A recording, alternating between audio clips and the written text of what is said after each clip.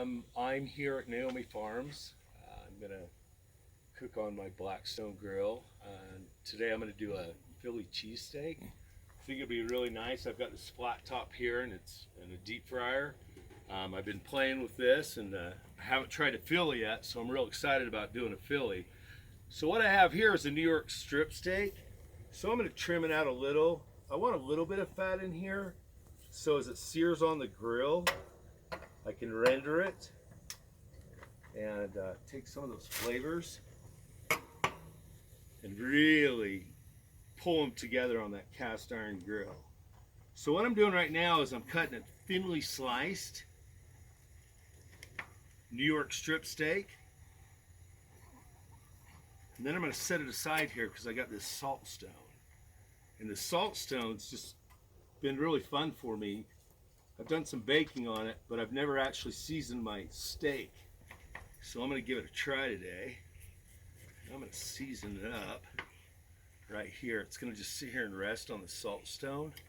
Give it a really nice flavor. I'm going to put this New York strip away. And what I'm going to work on in the meantime is the mise en place for the Philly cheesesteak. So I'm going to do some onion, some bell pepper, splash of Worcestershire, freshly ground black pepper. We've got the salt from the salt stone here. And then we're going to make chips.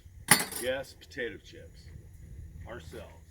Now you don't get to see this very often. And I say that even though we're going to do it next. I'm going to slice these bell peppers up.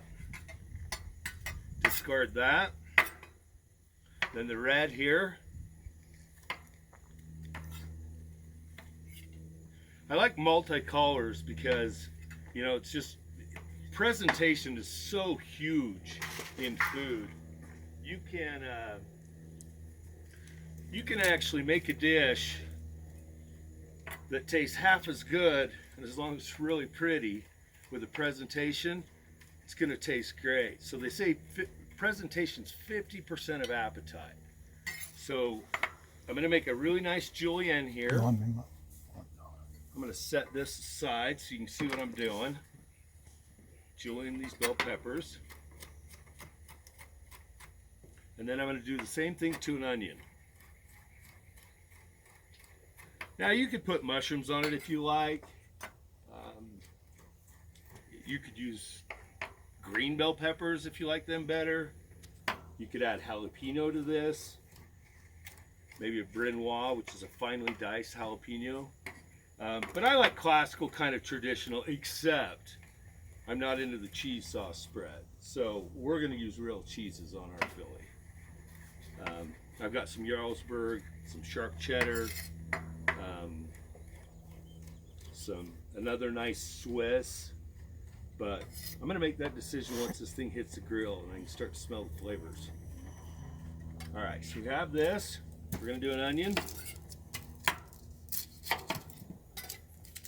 There's a really simple way to julienne onions. You know, everybody makes it look, or might think that it's hard, but technique is everything. Once you learn the technique, cooking is very, very, very simple. But I had to be shown the technique. So if you cut the tops off, cut it in half, you got a flat working surface so it doesn't roll around while you're working, and then just julienne it like that. See how easy you can do that? You can do that at home. Everyone can do that.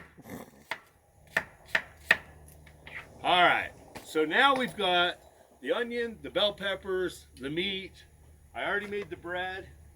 I made this bread this morning, but you can buy it. You don't have to make your own breads. So I'm going to cut this open because when this Philly cheesesteak's ready, I'm going to toast this bread. And I just want to be prepared with everything.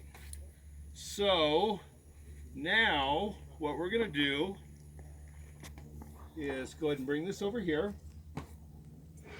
And again, this is all, it's called mise en place. So mise en place means parts and pieces. So if you can get them all ready before you begin, then once you start cooking it, it'll all come up at the same time. So what this is a mandolin, same thing. It's It's a device you got to learn how to use, or there's no way you can make homemade potato chips. Homemade potato chips are actually, it's a French word, it's called garfettes. And garfettes, as you will about to see, is a potato chip. Now you can use this for carrots for salads. You can actually julienne on this thing. You can do all kinds of stuff with it, but in this case, the only thing we're gonna do is potato chips. Because potato chips go with Philly cheesesteak, right? So we're gonna run a little test, make sure the blade's where we want it. And as you can see, it is. Nice garfette. The next thing you do, I'm just using a russet potato.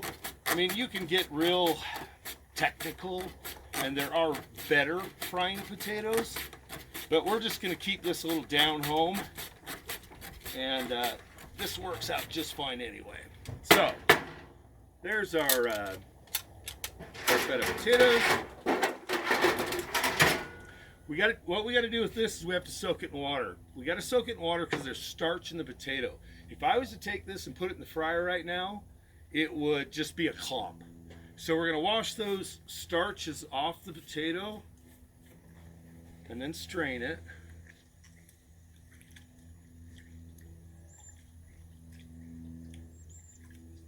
So this is going to be a cut.